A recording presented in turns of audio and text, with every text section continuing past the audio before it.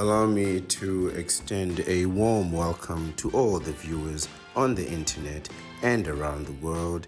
It is sunrise on YouTube, morning on Facebook, noon on Twitter, midday on Threads, afternoon on Twitch, sunset on Instagram, and evening on Rumble. I am your host, the Ancient One, the Bachelor Supreme, the Phantom Menace, he who remains, and the master of the deceptive arts. We are broadcasting live directly from the sanctum of solitude and the citadel at the end of time.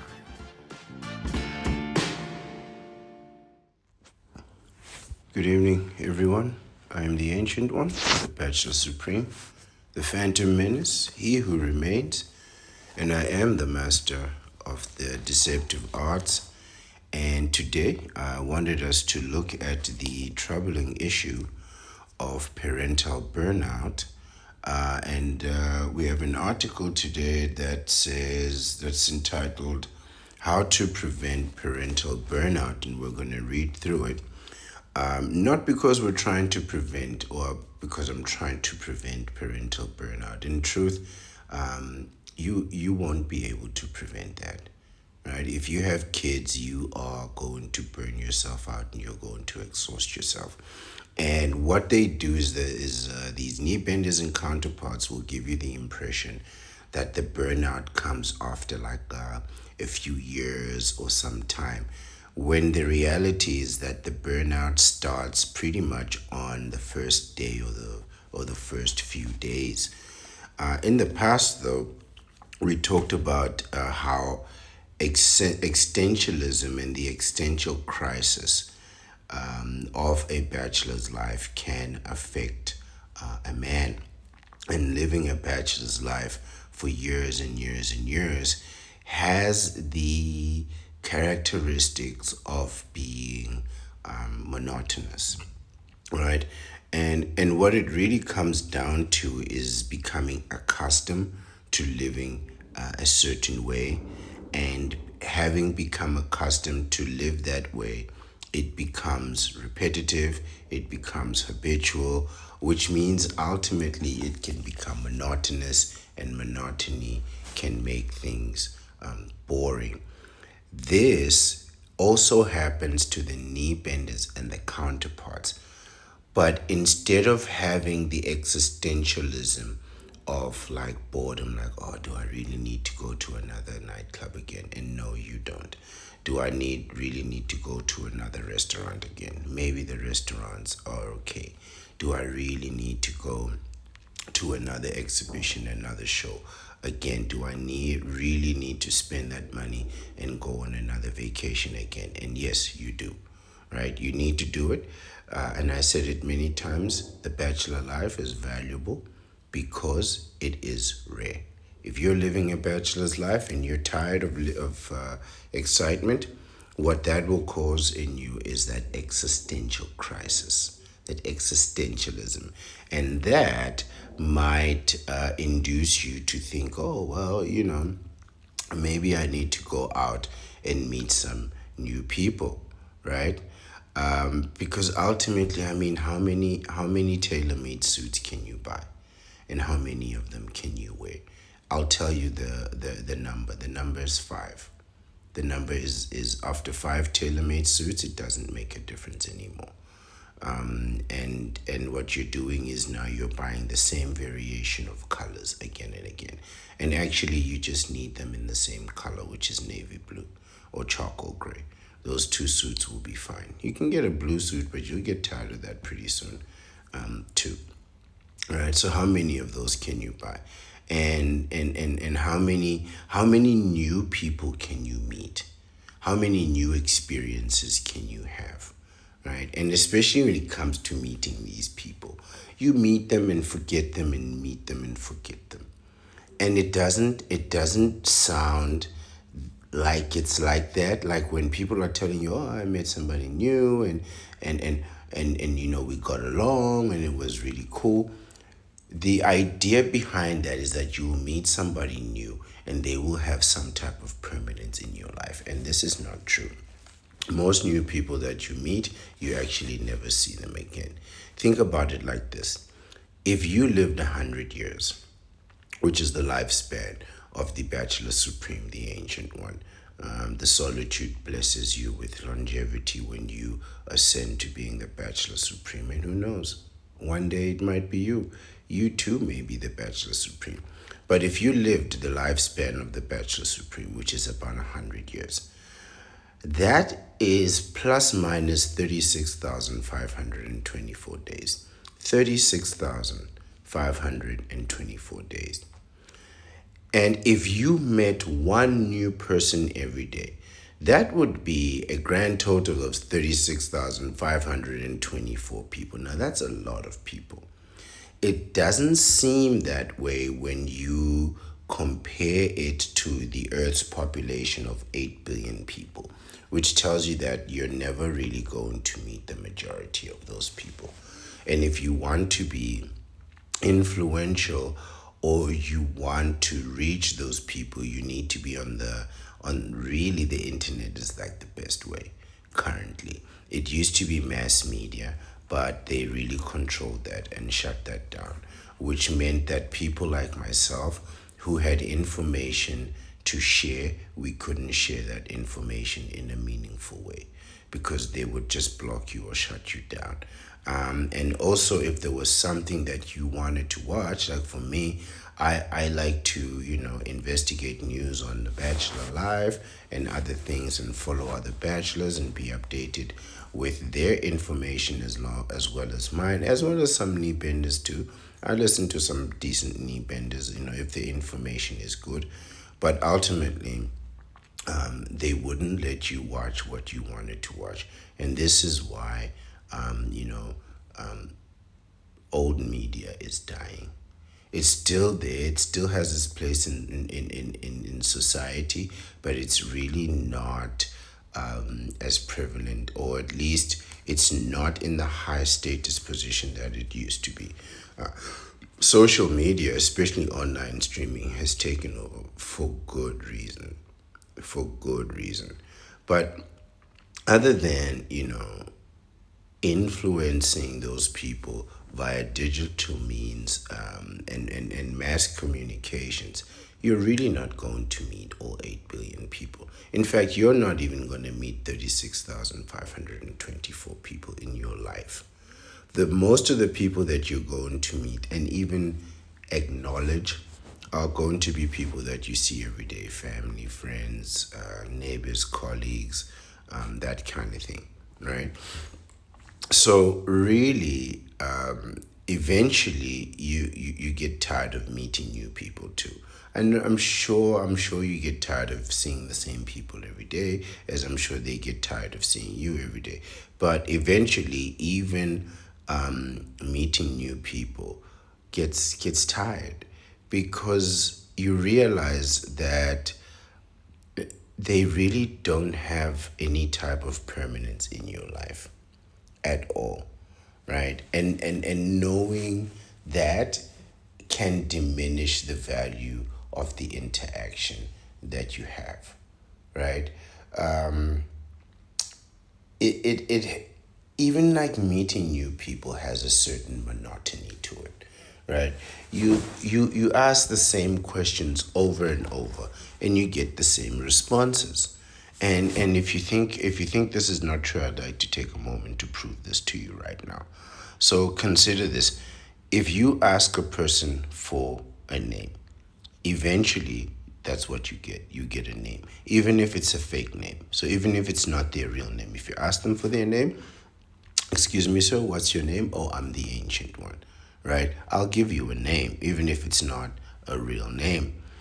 And eventually, what happens is you start to hear the same names again and again and again, right? The same types of names. So if you are in a specific country, you'll hear the same types of names at least 2 or 3 times. If the longer you stay there, the more likely you are to hear the same name again in a different person. Again, if you ask for a person for their age, effectively what you're going to get is a number between, let's say, I would say between 6 and 90. That's really like, you may get a few people over the age of 100. I don't know if how often you speak to kids, but if somebody can respond and give you their age, so it's usually between the ages of 6 and 90, right? So I'm not saying that a 50-year-old man will be talking to a child. How old are you, child? But I'm saying, if you're a grandfather and you're speaking to your grandchild and you ask them their age, usually if they can respond, it's in and around that age, right? But otherwise, you're going all the way up to about 90. Effectively, what I'm saying is, if you ask for an age, you get a number. And if you ask for a profession, you get a job. And if you ask for a hobby, you get an activity, and so on and so on. And you might end up doing this over and over and over again 36,552 times, which again is a lot. I mean, how many numbers, how many ages, how many names, how many professions, and and jobs do you get? So you ask somebody, what do you do for a living? They're going to tell you a profession, any profession, right? So how many of them really are you going to meet, right? How many names, how many jobs, how many professions, how many hobbies, how many life stories can you hear? 36,552 is a lot. This is if you meet a person every single day, and you're not going to do that, right? And after a while, it will prove just to be a waste of time. This is true, right? You're just going to end up thinking, well, why do I need to know these people? What information could they possibly give me, right? So, again, like, a lot of people are really trying to be original, right?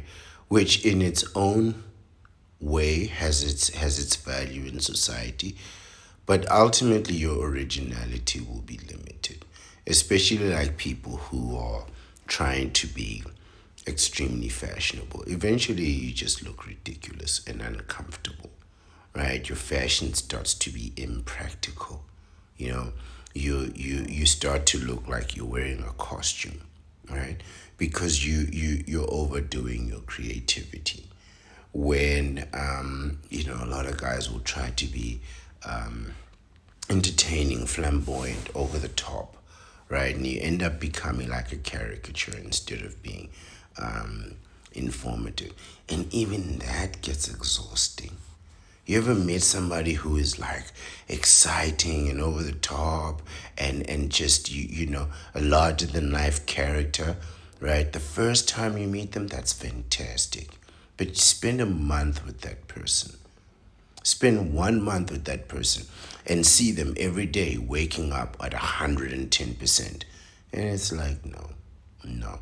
You need some downtime, man. You need to be calm. You need to be chill. You need to be able to find your median where we can all reach you. You need that. You need to find that wavelength where we can all meet you and relate to you, because we're not all going to be running, 1,000 kilometers a day, like some people will say. And every day you gotta run those 1,000 kilometers with all your heart and soul, you know? And it's just never gonna happen that way, you know? The beauty of this, however, is that you can bachelor or vasectomite, you can choose to be more stable and structured at times. And at other times, you can indulge your curiosities and see what is out there. And if you don't know, then I'll tell you, there's absolutely nothing out there. All right, there's absolutely nothing out there. But which is why I recommend that all bachelors try live a stable life. Really, what that means is you need to spend more time at home. When they say stable life, they mean just spend more time at home and less time going out, because that's really what benders do, and that's why married men live a long life, much longer, than bachelors. Even if it's only just by a few years, those few years matter, right? And it's all because they go home, they live a stable life, they eat stable food, they cook, and just be calm. The problem with being a bachelor living a stable life is that you're really gonna live that life by yourself. So you might want to find things where you can be productive. Start a channel, make some videos, talk about a vasectomy. I don't know. Do something that keeps you stable, that keeps you active, and that keeps you at home.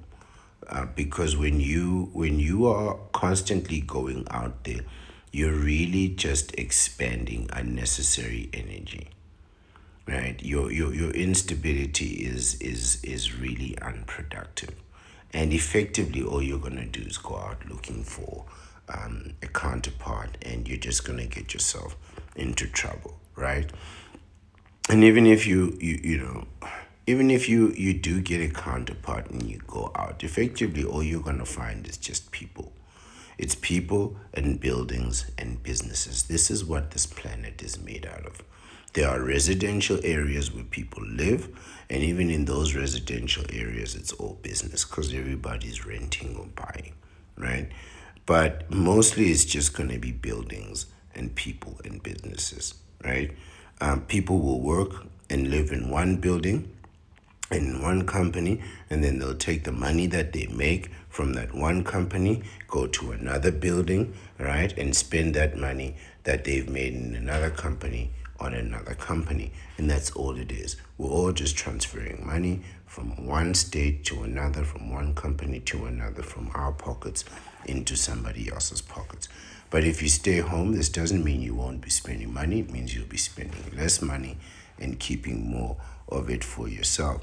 But going out there thinking that you're going to find something more than just people, buildings, and places and businesses, I think is a mistake. Even if you go on vacation, go and have a look. Look at everyone there. Everyone there is at work. You're the only one that's sleeping on the beach.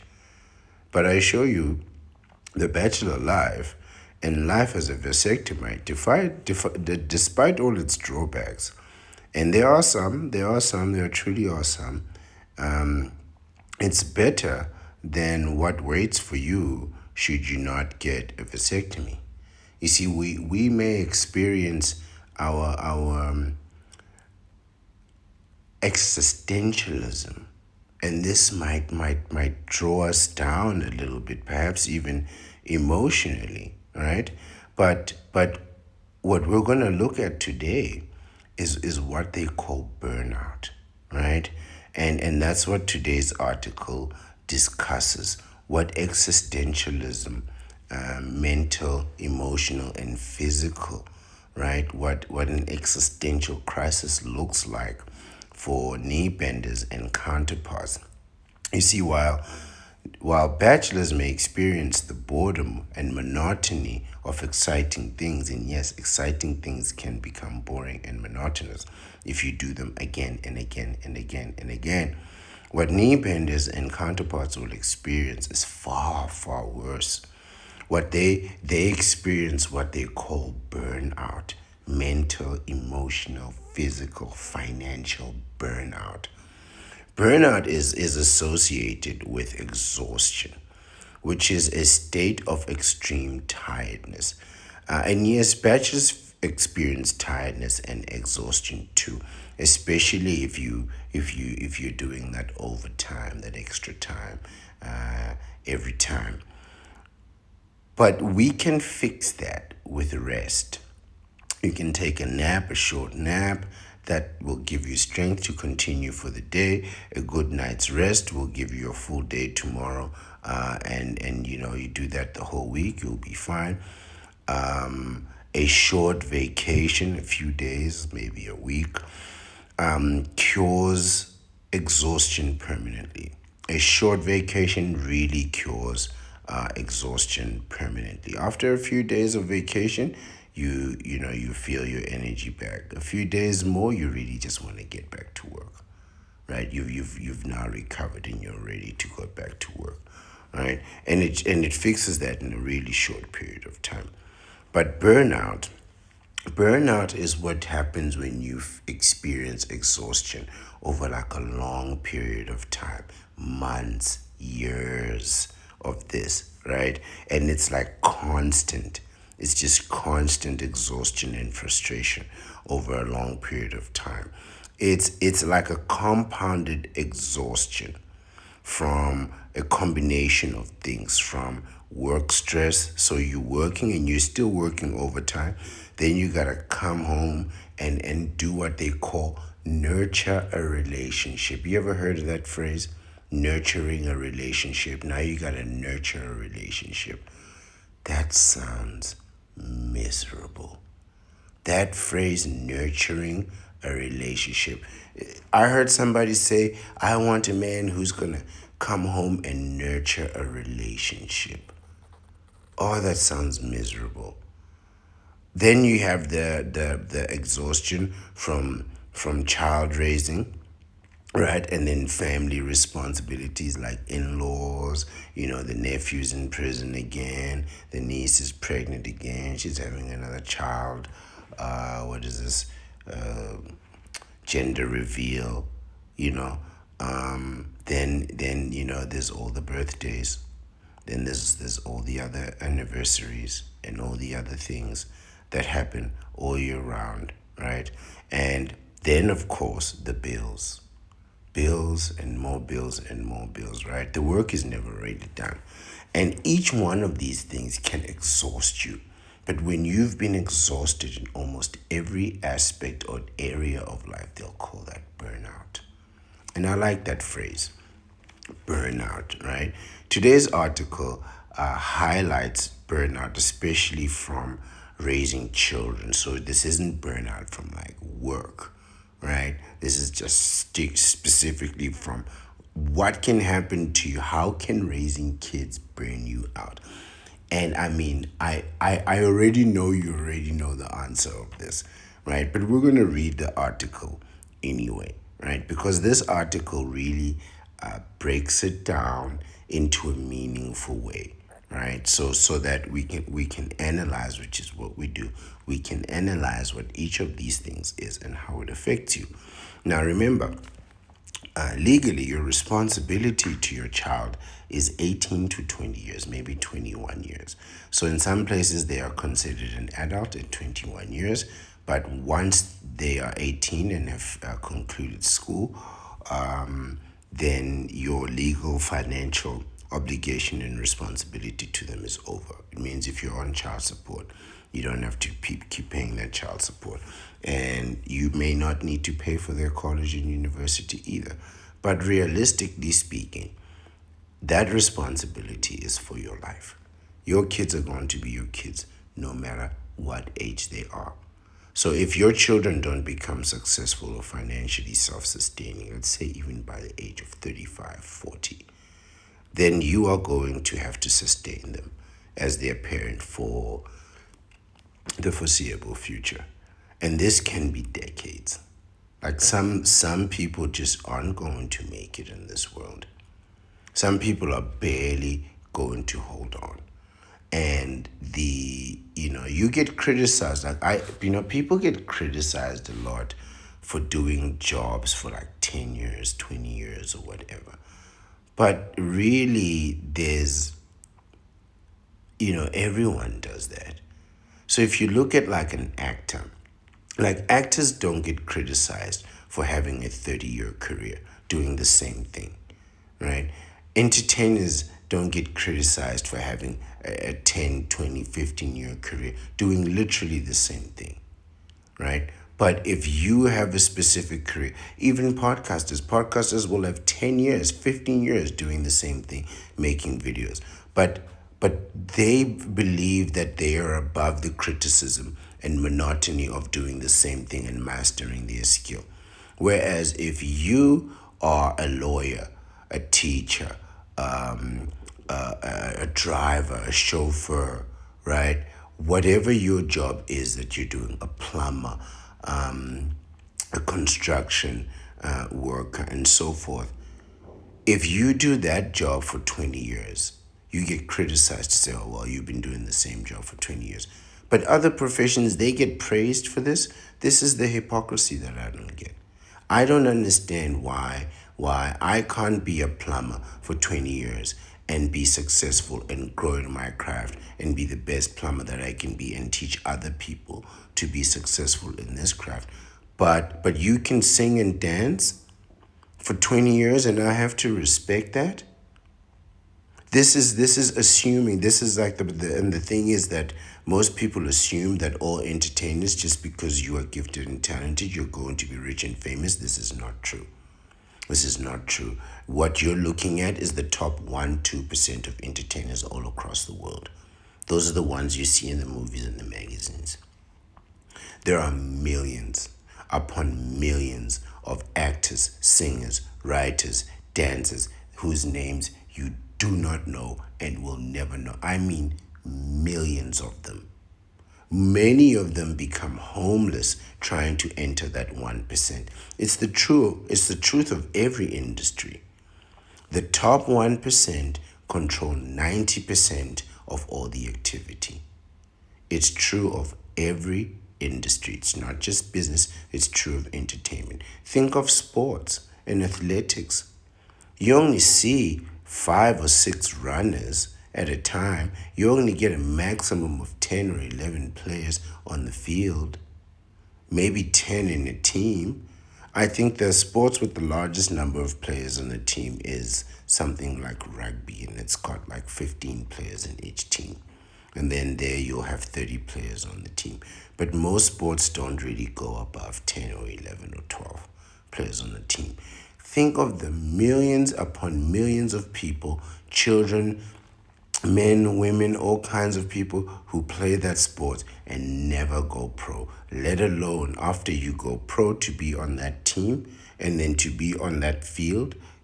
It's very rare. And this is why these people are revered in the way that they do. It's because it takes a lifetime for them to get there. And then to get there and have that career for 10, 15 years is a great thing on its own. But this is true of every career. This is true of every career. Eventually, you just have to settle into what you're doing and start doing it. You can't be flipping from one job to the next. Just hoping to one day I'm going to get that big paycheck, then I'll start working. It's not going to do. That's not going to do. I believe in earnest, if you do want to make that move strategy, which is a legitimate strategy, by the way. Now I've pivoted to business, but I'll come back to burnout. If effectively what you want to do is you want to stay at one job for about 5 years.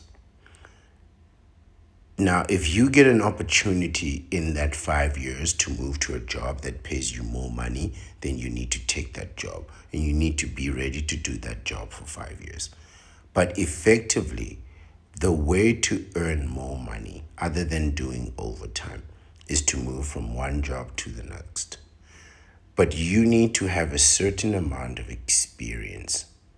So you need to have like 5 years of experience or something to that effect.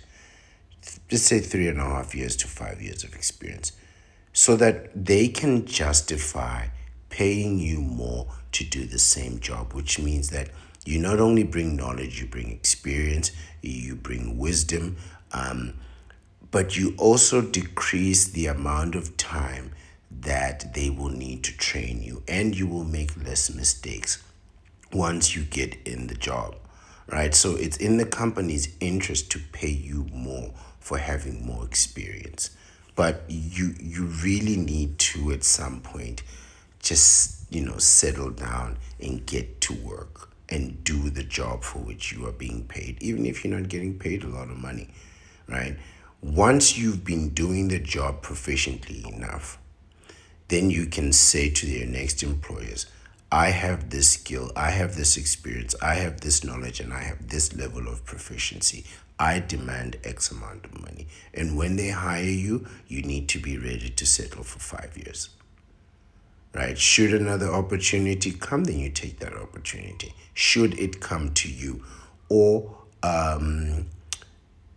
should circumstances change, let's say you get fired, let's say you do the job and it doesn't work out, the company shuts down or whatever, right?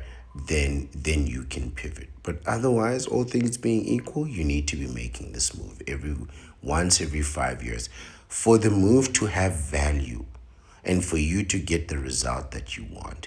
You need to be stable. Right. This is why companies, people will say, well, you've been stable, it doesn't matter. Companies don't care. Companies do care because they know that they don't have to train you anymore. Right. 5 years of experience means zero money spent on training. So they don't have to hire someone, pay them money to teach you how to do the thing they want you to do.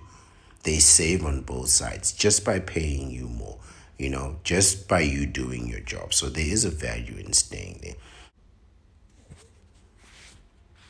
But in truth, if you keep moving from job to job to job, year after year after year, your income is never going to ever grow. But back to burnout. Burnout, like all other negative side effects of not getting a vasectomy, especially burning out as a parent, right? If you don't get that vasectomy, this is what's coming for you. This is a guaranteed outcome, by the way. So freeze your sperm and get a vasectomy. But you must know that burnout is not an anomaly or an abnormality or some strange and unexpected outcome of having children. Burnout is the norm. This is what is coming to you. If you have children, the things that we are going to read in today's article are exactly what is going to happen to you every single day. You can expect to experience exhaustion when the child is born and then to be burnt out for years. As soon as that child is born, you can expect, because the child's not going to sleep.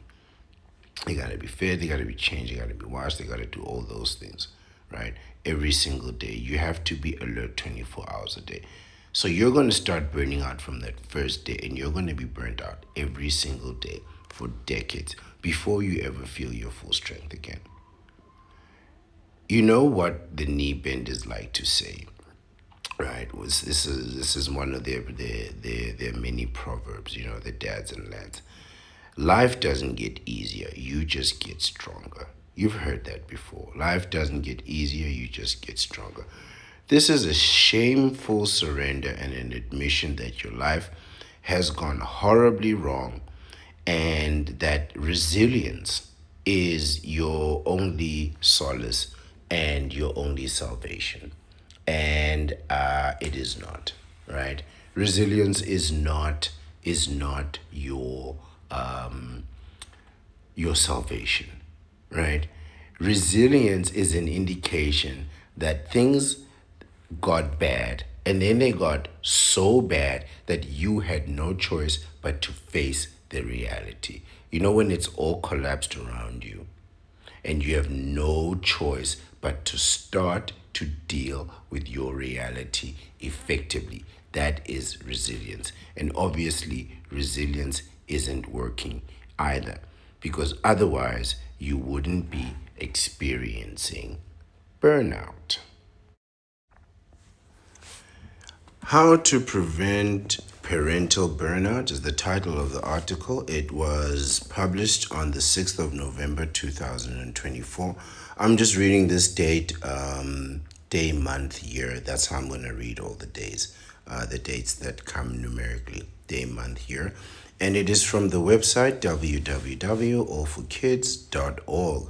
And it reads, parenthood can be rewarding but emotionally overwhelming. Yes, it can and it will be, especially for adoptive and foster parents who are helping their children transition into new homes. Now, this is something that we really didn't discuss. Adopting kids. Oh no. No, no, no, no, no. Step parenting, adopting kids, I don't know about all that. I know there are some people who feel like if you can help, you should help. I don't think so. I think that you are incurring a tremendous responsibility, and it's not going to work out the way you think. It's a very, very difficult, complicated thing to adopt a child. I don't recommend it for bachelors, right? Knee benders, you guys can do whatever the hell you want.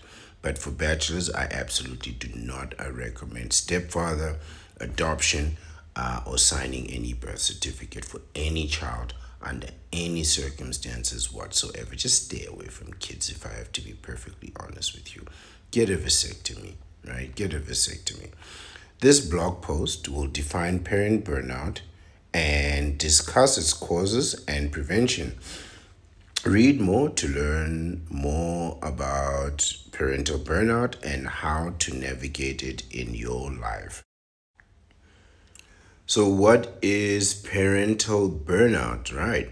Simply put, parenting burnout is when a caregiver, a parent, you, experiences emotional exhaustion and feels mentally and physically drained. So, you can expect to feel like this every single day. Emotionally exhausted, so you're frustrated and you're angry, right? This is not sunshine and rainbows all day long. You're going to be frustrated, you're going to feel angry, and mentally and physically drained. Yeah. So you're going to be just tired too. And these kids are just going to be running around in circles, endless energy. And you know what gives children energy, like adrenaline?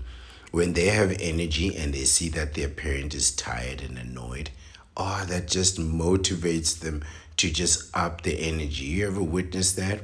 Like you could see the parent is exhausted and the child just goes out of their way to be spiteful. And your children are very spiteful. That's why they keep running around in those circles, because they know it upsets you. It continues. This occurs when a parent is consumed by their child's needs, increasing their stress and neglecting their own, leaving them exhausted.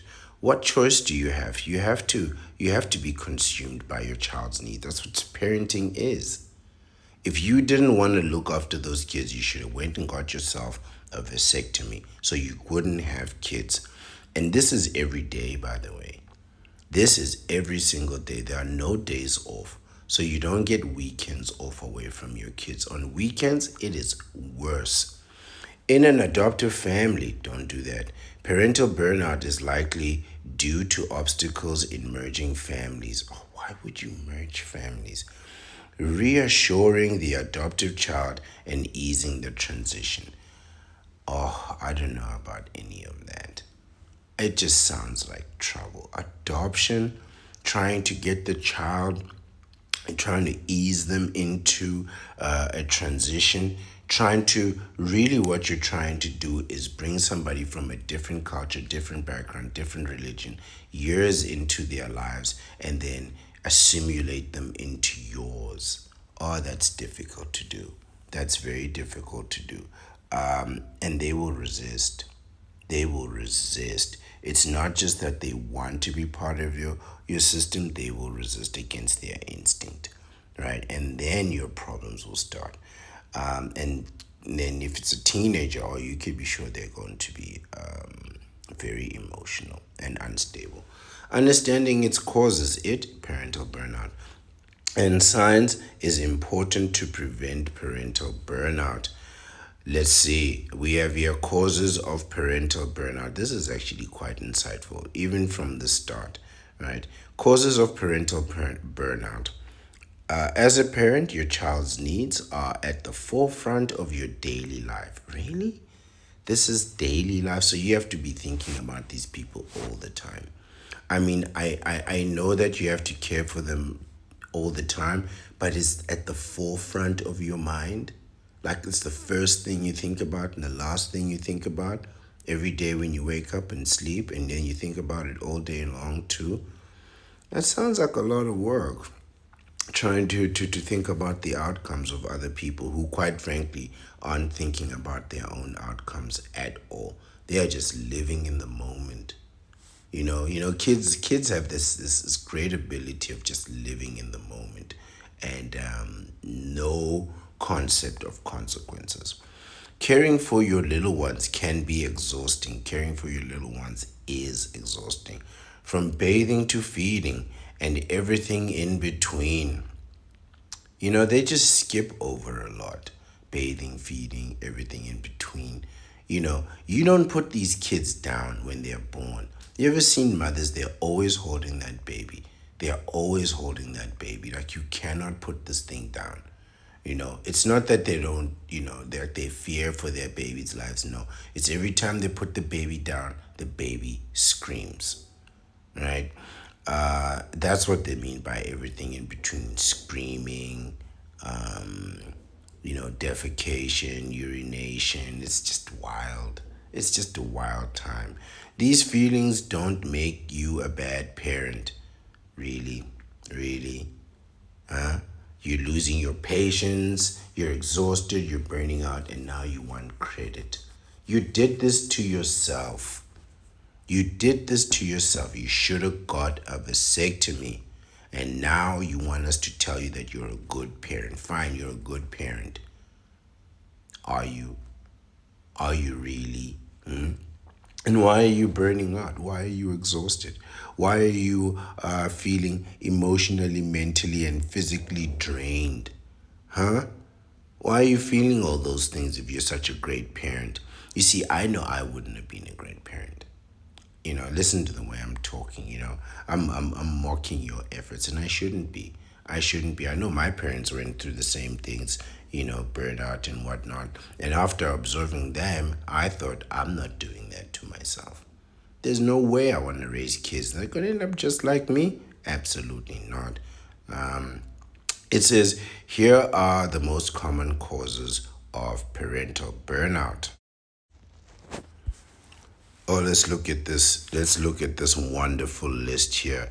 Causes of parental burnout. Right at the top of the list, trying to be a perfect parent. What does that even mean? Trying to be a perfect parent.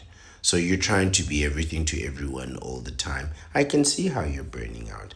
This sounds like a very loaded statement. This article, for all of its details, is actually quite vague. We could break apart each of all of these reasons and find just a myriad of information. So now you trying to be the perfect parent. Let's be clear. The people that are trying to be perfect parents, were you a perfect model citizen before you became a parent? Or is this a new development? Right? Because how were you out there partying, drinking, consuming illicit substances, staying up all night, unable to stay home, unable to be by yourself, didn't finish your education, never held down a decent job, cannot exercise every day, doesn't eat healthy, and now you're gonna be the perfect parent? Give me a break.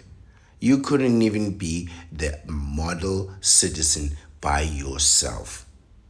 The first time you ever thought of morality was when you became pregnant and you had to do it for somebody else. But while you were out there going crazy, the last thing you wanted was to be a perfect parent. And you had perfect parents and you didn't even listen to them. You people are hypocrites. And I think you deserve exactly what you're getting. Because I know what you did to get to those kids, and you weren't sober when you got inseminated with those kids. Let's just start there. Number two, a lack of external support. I think this is me. I'm the lack of external support. I'm not coming to support you, such as a nanny, daycare, or extended family members. I'm not supporting any of you. I'm already giving you a solution, telling you to go get a vasectomy. And if you don't get that vasectomy, I'm not coming to your aid. When you start burning out, when you start experiencing this burnout, because first of all, you're going to burn out, or among other things, like look at number three, financial hardships. We might as well talk about those together. Lack of external support and financial hardships. If you want a nanny and daycare, you're going to have to pay for that. And if you're asking your extended family members to take care of your kids, you got to chip in somehow. You really can't ask us to be feeding your kids day after day after day, because these kids eat a lot. They eat non-stop and they love snacks. Anything that's got sugar and salt and fat, they'll just take it all the way down. So somebody's got to pay for that, and it's always the parent. you know you're trying to support four, five, six people. You, your wife, and then four kids. And then you gotta oh, let my mother come live with us. Let your mother come live with us. You know how expensive old people are with their health problems. Financial hardships are absolutely a part of having burnout, as a parental burnout rather.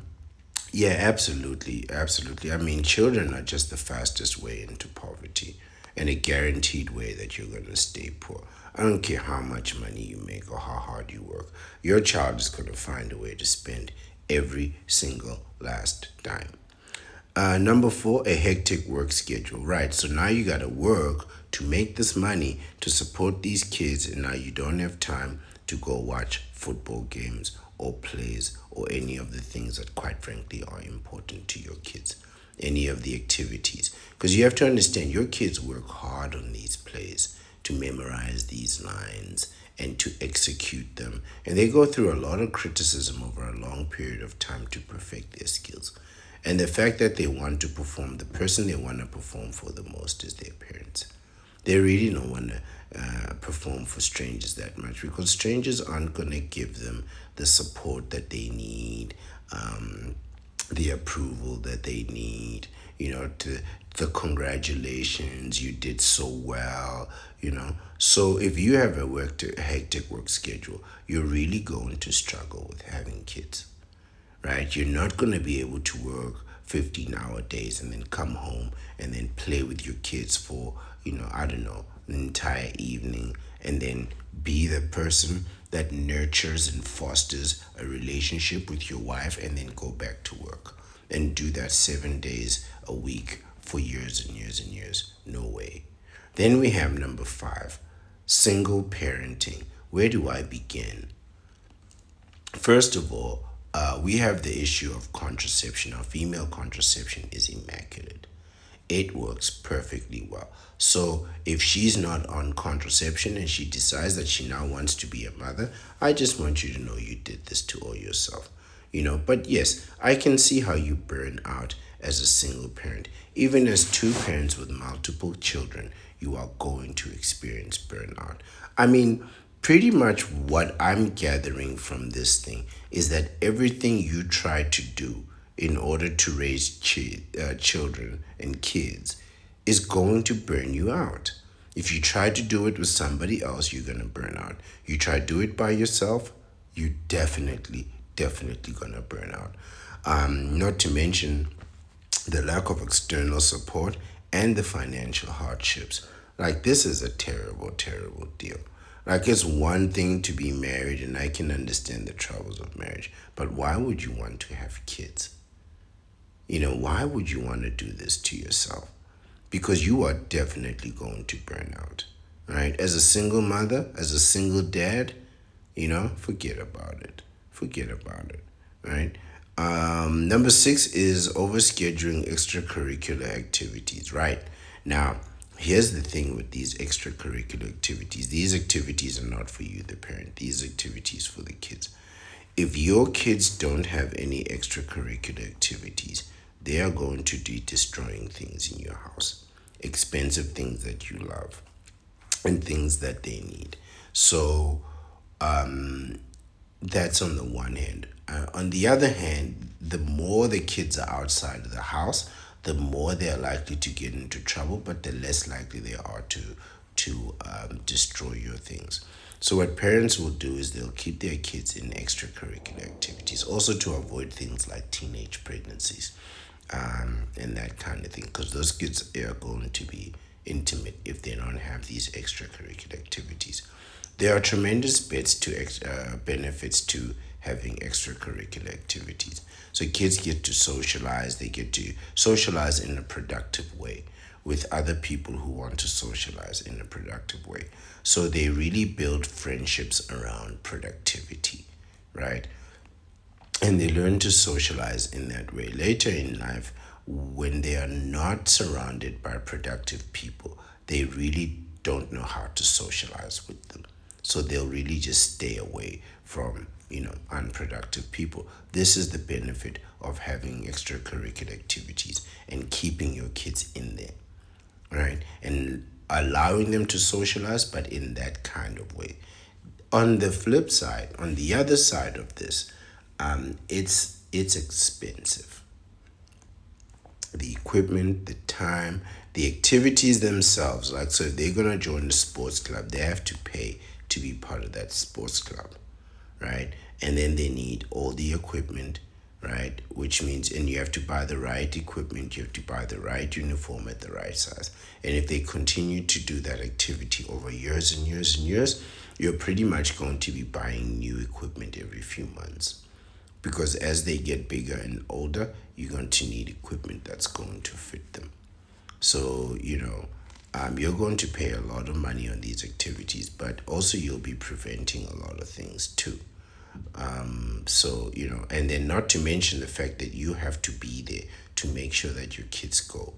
So you have to take time off, or you have to pay extra to organize transportation, meals, and all kinds of things. Otherwise you have to leave work to go and make sure that your kids aren't destroying things in the neighborhood and in your house. Man, it's a difficult thing.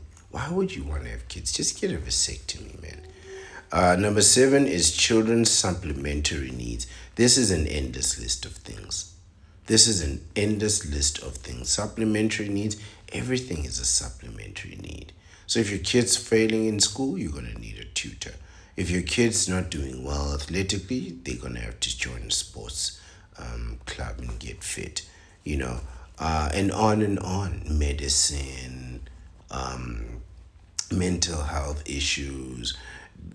I'm just talking about the kid themselves, right? So if your kid has like allergies, if your kid's not very healthy, and so on, right? Not to mention now the things that they need, the actual physical things that they need, which is endless. Books, toys, technology, all kinds of things that kids need, right? Bottles to eat from, plates, special tables, special everything. And then as they grow up, they're gonna need like adult things. So they're gonna need like a real sturdy table, right? Not a flimsy thing. They're gonna need a bed that they can sit on that won't break. They're going to need all kinds of things, right? So this is really number seven, is an endless list, list of things, and all these things are gonna cause you to burn out. Now, just these seven things is exhausting already. And this is more. There's so much more that comes into this. Just assume, let's just take a situation where you take your child to a sports club and they don't get along with any of the kids in the sports club. And you've already paid for like a year's worth of activity. Now they have to go, right? Even if they may not even like the sports or be inclined to be successful at it. It's really a frustrating, tricky thing, because you are now weighing your own expectations against their interests, right? So it's your expectations against their interests. And what if they like it for a short time and then they don't? Or something happens where they lose interest or they get injured and then they don't want to go back after the injury. Like, anything can happen, man.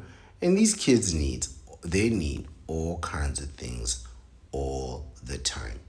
I really don't know how you're going to cope as a parent. But while you are not coping, these are the symptoms. So this is what you're going to experience internally. So first, we saw the causes of burnout. Just a few causes, seven of them. Not too much for our benefits today. However, they are very profound. They are very profound, and very real. But here are some symptoms, right? Burnout symptoms. It says symptoms vary per individual. I think they are more or less the same across you know, all spectrums and all ages. However, the most common symptoms of parent burnouts are number one, depression. Yes, you're going to feel bad. Oh, you're going to feel so bad. When you're exhausted and you're burning out, and the people that are exhausting you and burning you out are just beaming with energy, and you just sink, man, into helplessness. You just sink into melancholy and misery. You don't understand how exhaustion can affect you inside, it's like the closest thing I can relate to is like, when you had like a long day the night before, like a 16-hour day, and you only had like 6 hours of sleep, and then you come in and you have a regular day, but halfway through the day, your adrenaline just runs out, and your energy just collapses, and you don't fall down, but you sort of exhale, and then you continue, but at a much lower level of energy, and you sort of try to conserve your energy, and you look inward, right? You're not throwing out bursts of energy, you're just looking inward, trying to conserve that energy. Now, this is just like exhaustion. But imagine feeling bad and irritable and annoyed. Imagine 6 months of 16-hour days with less than 6 hours of sleep. It is extreme depression. It is extreme frustration, right? And people can do anything under those circumstances. They can become violent, they become belligerent. You've seen situations, this is a bad example, but you've seen situations where mothers just put their kids up for adoption. They just realize that they can't do this. They're really not coping, and they're in a situation where they are now a danger to themselves and a danger to the child, because they are so exhausted and they know that they're not thinking logically, and eventually they give up their child, and which is some people might say an illogical thing, but you already have a person who's not thinking logically because they can't, right? They're exhausted, they're depressed, they're burnt out financially, emotionally, physically, spiritually. They're not thinking the right way, and they have no intention of thinking and acting the right way, right? Number two, irritability. This is what I talked about, right? When you're exhausted, your moods are all over the place. Your moods are really not your own. And what really happens is, when they say your moods are all over the place, effectively you're just going to be exhibiting bad moods. Like, to remain positive really takes a lot of energy, right? To be motivating people, guys, you can do better, you can be your best. It gets exhausting after a while. When you see people not doing their best, not doing better, and you realize that whether you're motivating them or not, it doesn't really make a difference, which is why I'm not really here motivating people, because I would have burnt out a long time ago, right? What I'm here to do is, quite frankly, to be informative. And I know that I can be informative about the bachelor life by simply making comparisons and providing this insightful information. It's sustainable over a long period of time. But if I was coming here to try to be all excited and hyped up, I wouldn't be able to sustain that for a very long time, right? Ultimately, I'd start being irritable on these videos. I'd start annoying people, and I'd start getting annoyed by people, and I'd start insulting them, calling women under their names, and all kinds of things. This is not to imply that I've never done anything like that, but I consider myself an employee of YouTube Corporation, and I've said this before, right? I consider this a job, and I'm grateful for this platform to be able to dispense this bachelor information, and also to tell you to go get your vasectomy. But being exhausted is going to make you irritable, and it's going to make it very easy for people to annoy you, right? People who haven't done anything to you, you're still going to start being annoyed by them. Yeah, and then there's a lack of sleep, number three, right? I don't even know where to begin with the lack of sleep. You need about 8 hours of sleep every day, right? You need that much. So if you're not getting any sleep, you know, you're just going to make mistakes. A tired brain, the only thing that a tired brain does is it makes terrible mistakes. And when you're not sleeping or not sleeping regularly and not sleeping irregular hours, you're just going to be tired and irritable. And a lack of sleep is really, really not going to do you any favors. Right? It's really not going to do you any favors. You need to sleep for many, many, many reasons, right? Young people have a tendency to act like they don't need sleep, right? We can stay up all night. And that's because they sleep all day, right? So what they'll do is, they'll be up all night and then claim that they have this extra energy to be up all night long, because of their youthfulness. Yes, it's true. On the one side, it's because of your youthfulness, but on the other side, it's also because you're not working all day long, right? So you don't have to work all day, and then you don't need to sleep all night. So you can sleep whenever you want to, whenever you feel tired, and wake up and still have the energy, and nothing will be affected, which gives you the delusional feeling that you can be up for as long as you want. This is not true. Everybody needs sleep, right? So if you are burned out, we're going to be able to see it because you are not getting any sleep. Anxiety, and so you'll be anxious and uncomfortable, right? Twitchy, paranoid, even, right? So these are all the symptoms of burnout. So this is what parenting is going to do to you.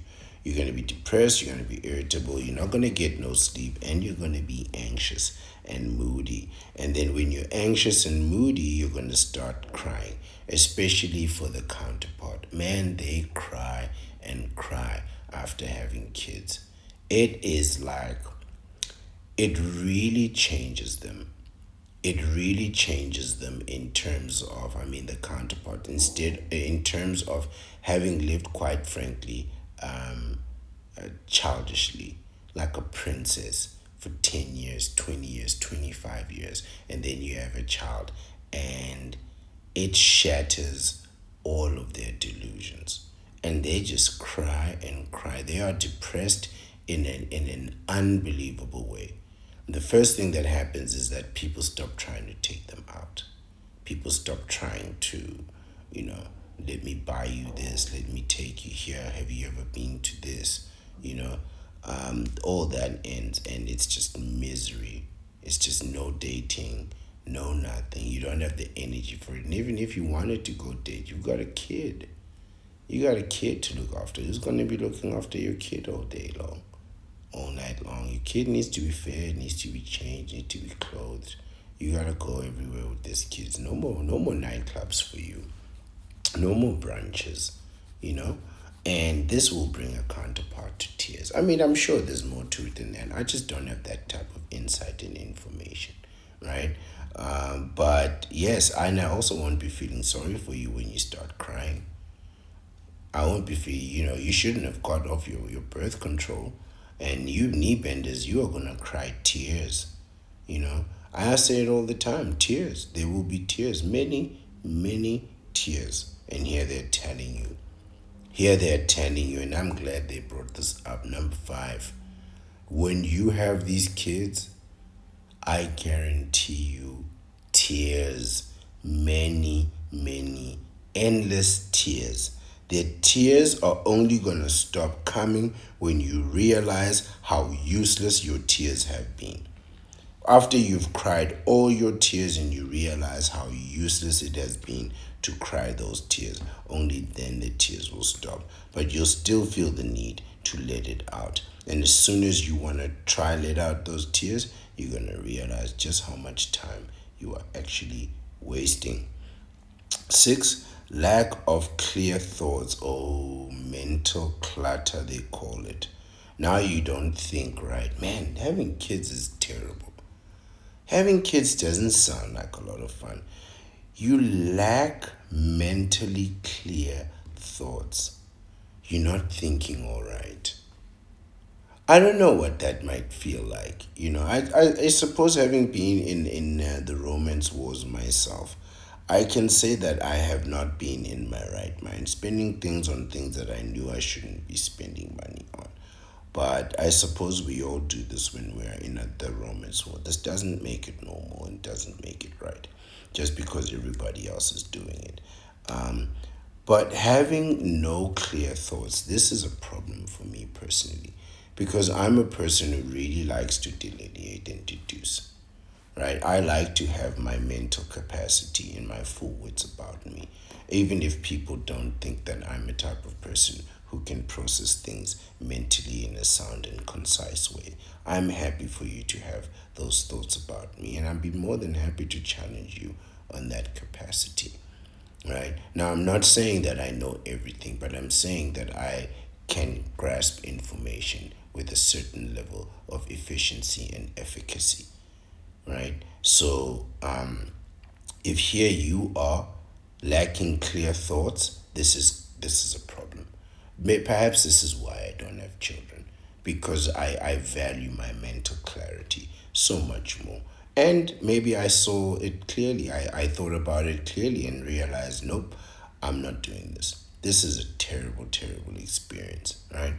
Job burnout for a working parent, right? Yes. So you're burning out at home, so you don't have energy to go and do a great job, and you're burning out at work. It's because now you have to come home and be a great parent, as they say, the perfect parent.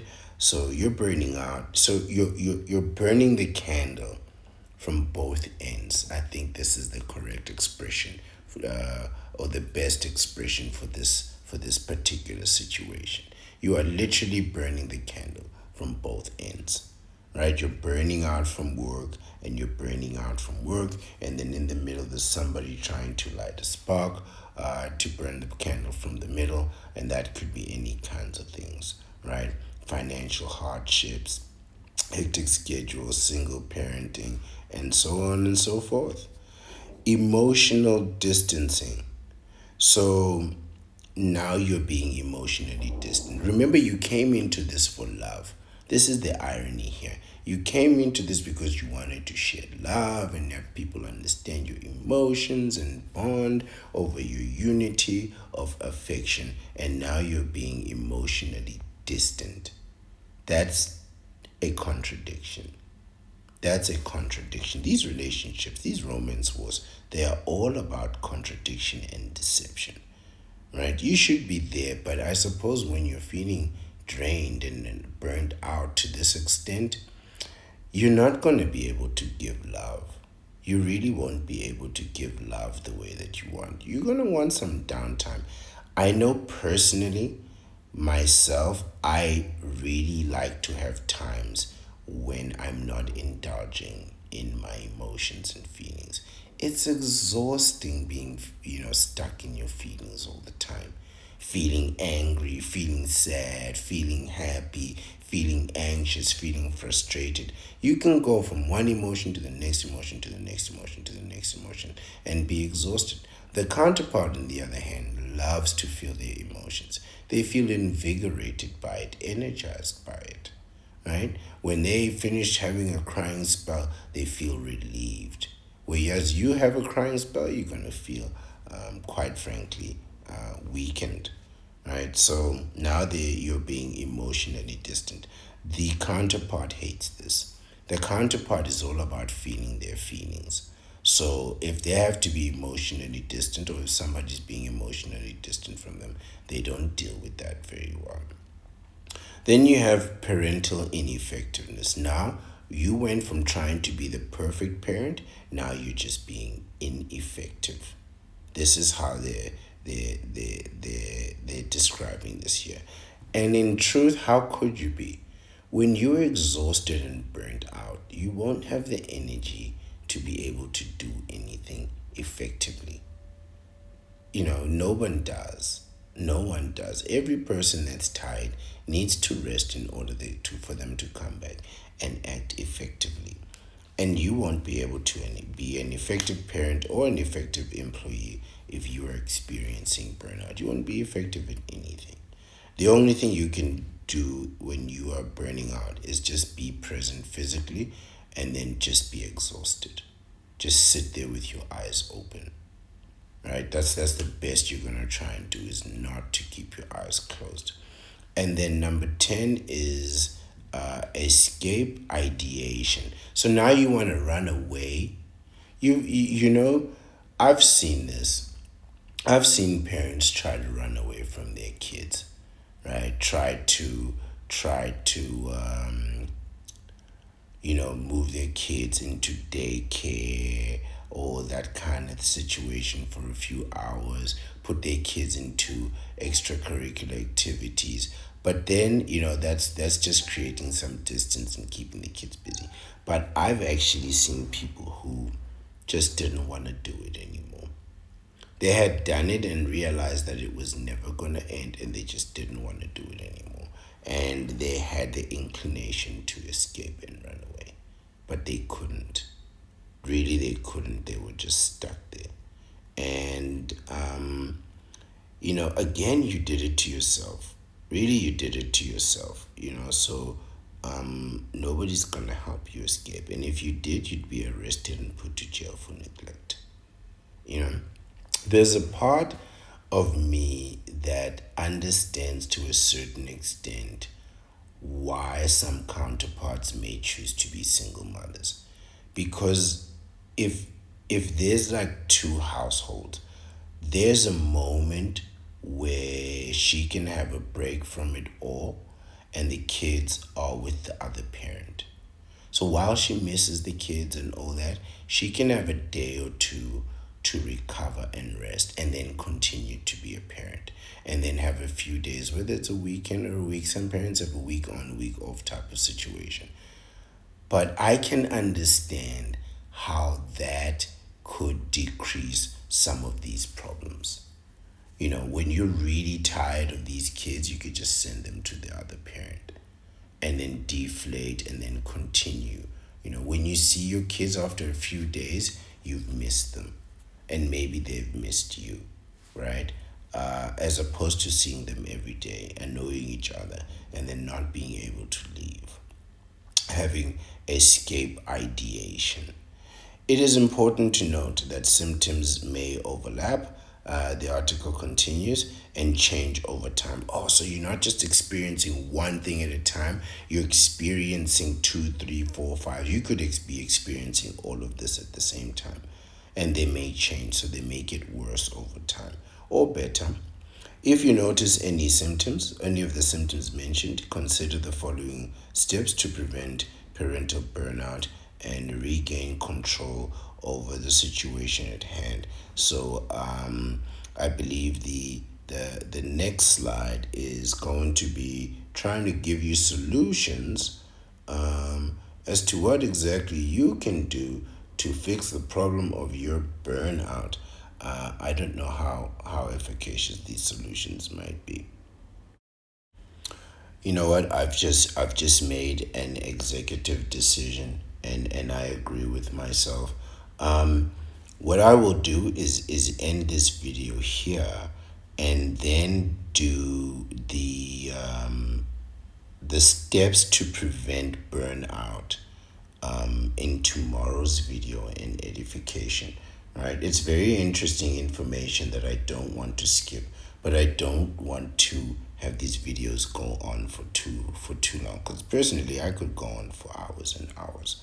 Really, I would have no problem doing this for about 8 hours, just going from one edification to the next but that would defy my purposes. So today's video would be the causes, and then tomorrow we'll discuss how to prevent burnout. It's going to be, I think, a very fascinating set of series, and I'm happy with that decision.